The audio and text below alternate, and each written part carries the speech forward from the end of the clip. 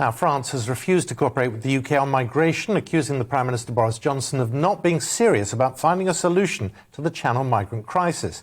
France held a meeting with European officials following the deaths of 27 people in the Channel last week. The UK's invitation, however, was withheld. Well, the disinvite comes after the French President, Emmanuel Macron, reacted angrily to Boris Johnson's tweet of a public letter to France. The letter called for France to take back migrants who reach the UK. Well, Alf Mehmet is chairman at Migration Watch and joins us now. How do you feel about the first stages of what we're hearing came out of that meeting of the European leaders over the weekend, of different patrols over the border to try to prevent people making the journey? It will help. I hope that they're serious about it. I hope they do it properly.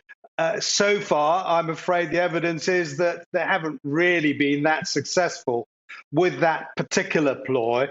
I tend to think that that is not really going to be ultimately the solution, that trying to stop them will help, as I say.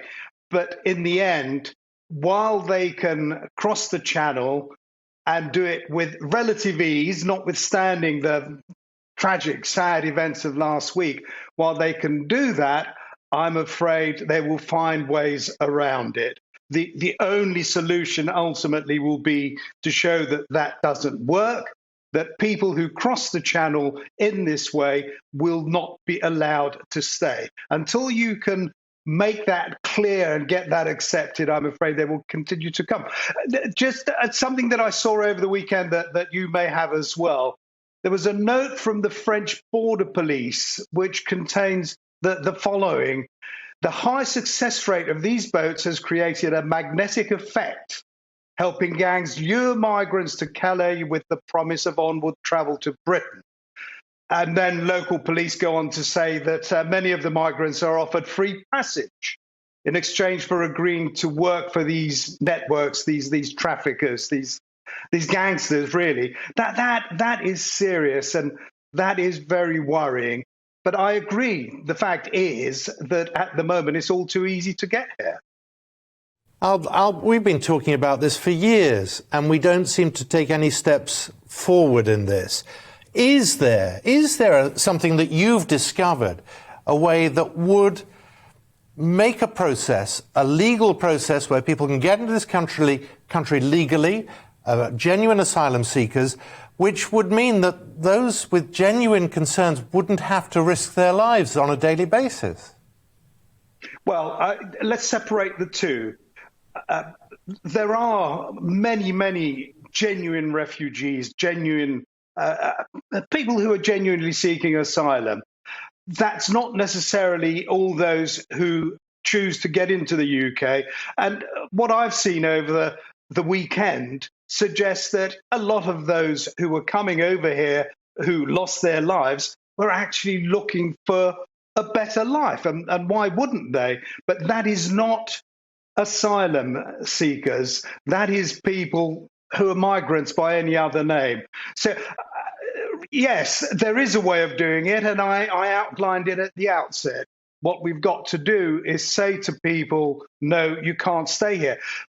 But there are ways whereby people can come here legally. We already take thousands of people and have taken thousands of people.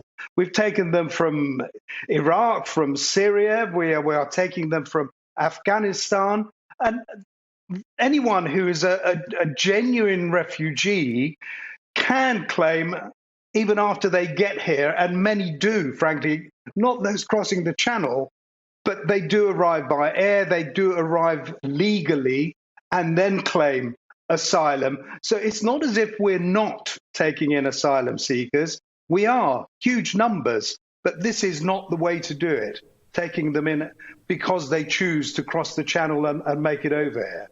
The difficulty is, before we even get to solutions, we're struggling to get the right people even around the same table, with Priti Patel being disinvited to that meeting over the weekend. To what extent do you think all of this posturing is just further delaying any way of having any progress? Yes, indeed. The French Home Affairs Minister cancels Priti Patel.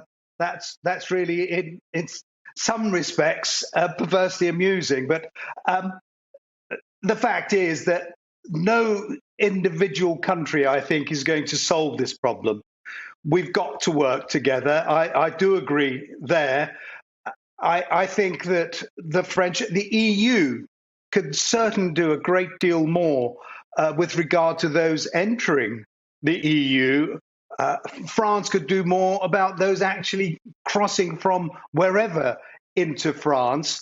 At the moment, once you enter the EU, you can go around 26 other countries freely because of this Schengen zone, which frankly has been a disaster for immigration control, as far as I'm concerned.